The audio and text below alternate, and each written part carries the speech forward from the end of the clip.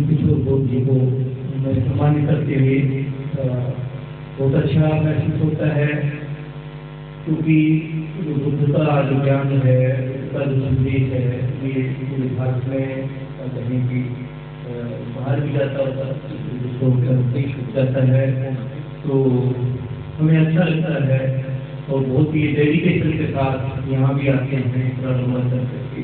हमें निश्चिंता होती है हमें कुछ मामले के लिए। बहुत बहुत धन्यवाद है, आप इस महान मिशन में लगे रहें, क्योंकि बाबा साहब का जो बहुत में भारत का सपना है वो साकार होगा। इसलिए की जो बहिहार की जो लड़ाइयाँ हैं खत्म हो जाए।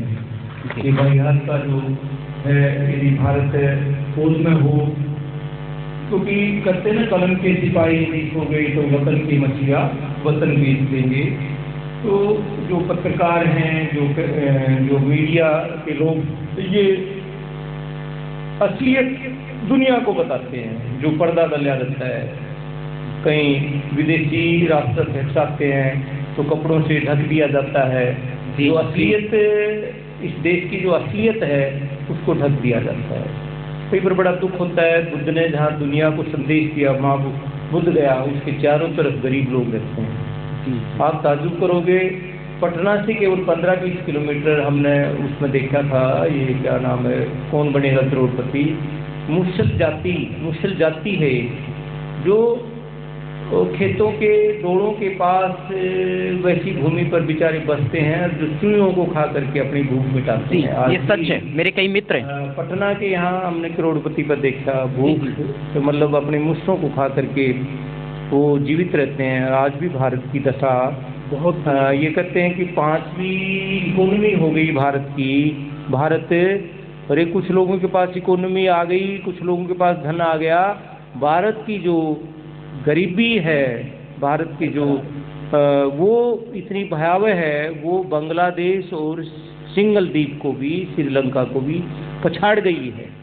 ऐसे भारत में लोग भूख से मर रहे हैं।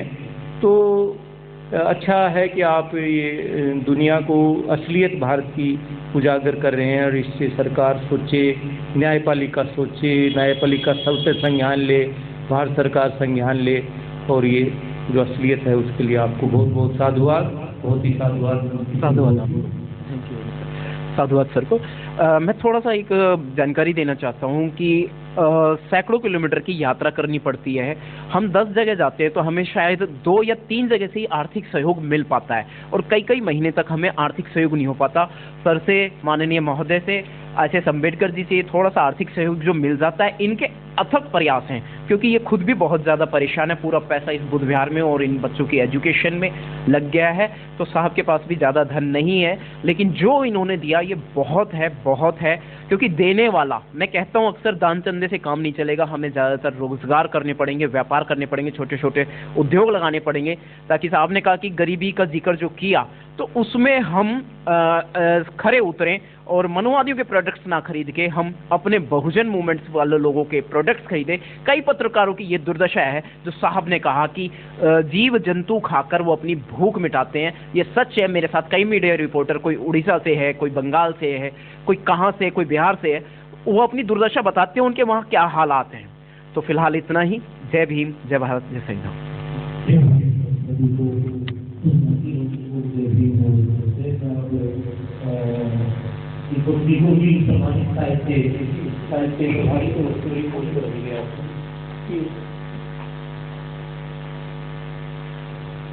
दीपक जी गली गली में, क्षेत्र में, जहाँ भी इतनी दूर से विचार साहित्य लेकर के ये यहाँ पर आते हैं, हम दिल से बहुत साधुवाद देते हैं। बहुत कुछ इन्होंने विहार को भी हर बार कुछ न कुछ देते रहते हैं। मतलब मैं क्या कहूँ कि दीपक वास्तव में मतलब सराहे जाने के योग्य है। एक नौजवान अपनी ड्यूटी भी देते हैं, जापानी कंपनी में नौकरी करते हैं रोहतक में, और उसके बाद ये इस महान मिशन में अपना साहित्य लेकर के महापुरुषों के बारे में गली गली मोहल्ले मोहल्ले, और यहाँ तो हर महान मंगल दिन पर ये आते हैं। हमारी दिल से इनको बहुत बहुत साधुवाद है, और हमारी कामना है कि इन महान मंगल दिनों, क्योंकि इनके बिना ये बुद्ध विहार भी सुनना होता है। ये जो मेरे धर्मगुरु कहते थे दीक्षा भूमि, साथ में दीक्षा भूमि, हमारे घर को उन्होंने दीक्षा भूमि कहा।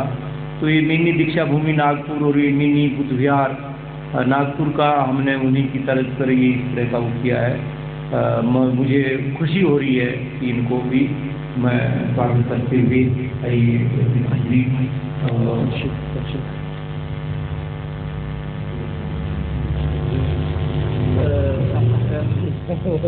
अच्छा ये तो इनका ये छोड़ लीजिए। दीपक राणा जी जिनसे हैं, काफ़ी लंबी यात्रा ये भी करते हैं और कोशिश रहती है कि आते हैं जिला हिसार, हिसार के पास ये करीब 125 किलोमीटर की यात्रा करके, और ताजुब करोगे कि लगभग 11 बजे पहुंच जाते हैं।